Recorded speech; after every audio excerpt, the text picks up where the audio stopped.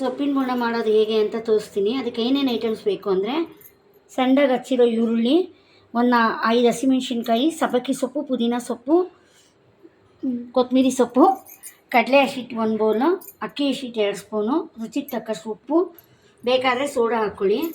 ಇದೆಲ್ಲ ಒಂದೊಂದೇ ಹಾಕ್ಕೊಳ್ತೀನಿ. ಕಾಯಿಸಿರೋ ಎಣ್ಣೆ 2 ಸ್ಪೂನಷ್ಟು ಕಾಯಿಸಿರೋ ಎಣ್ಣೆ ಹಾಕ್ಕೊಳ್ಬೇಕು. ಅಕ್ಕಿ ಹಸಿಟ್ಟು,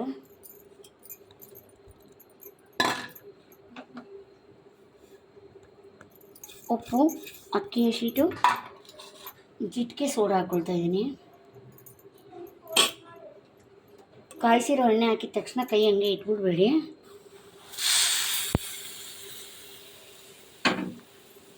ನೀರು ಜಾಸ್ತಿ ಹಾಕಕ್ಕೆ ಹೋಗ್ಬೇಡಿ. ಈ ಥರ ಚುಮ್ಸ್ಕೊಂಡು ಹಾಕ್ಕೊಳ್ಳಿ. ತುಂಬ ತೆಳುವಾಗೆಲ್ಲ ಕಲ್ಸಕ್ಕೆ ಹೋಗ್ಬಾರ್ದು.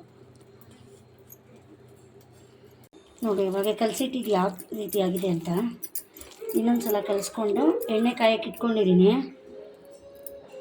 ಒಂಚೂರು ಬಿಟ್ಟು ನೋಡೋಣ ಕಾದಿದೆಯಾ ಅಂತ. ಎಣ್ಣೆ ಕಾದಿದೆ. ಸ್ವಲ್ಪ ಯಾವ ಕೈ ಮಾಡಿಕೊಂಡು ನಿಮ್ಗೆ ಯಾವ ಸೈಜ್ ಬೇಕೋ ಬಿಟ್ಕೊಳ್ಬೋದು. ಎಣ್ಣೆ ಹಾಕೋವಾಗ ಬಾಣಲಿಗೆ ಇಡುವಾಗ ಸ್ವಲ್ಪ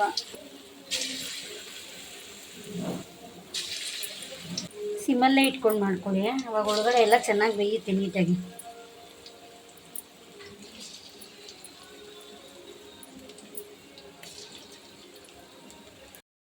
ಆಯಿತು, ಇಷ್ಟಾದರೆ ಸಾಕು.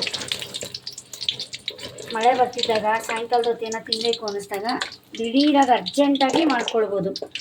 ಯಾವ ಸೊಪ್ಪಿದ್ರೂ ಹಾಕೊಳ್ಳಿ, ತುಂಬ ಚೆನ್ನಾಗಿ ಬರುತ್ತೆ. ಇನ್ನೂ ಯಾರು ಟ್ರೈ ಮಾಡಿಲ್ವೋ ಒಂದು ಸಲ ಎಲ್ಲರೂ ಟ್ರೈ ಮಾಡಿ ಹೆಂಗಿತ್ತು ಅಂತ ಕಮೆಂಟ್ಸಲ್ಲಿ ತಿಳಿಸಿ. ಲೈಕ್ ಮಾಡಿ, ಶೇರ್ ಮಾಡಿ. Thanks for watching. ಬಾಯ್.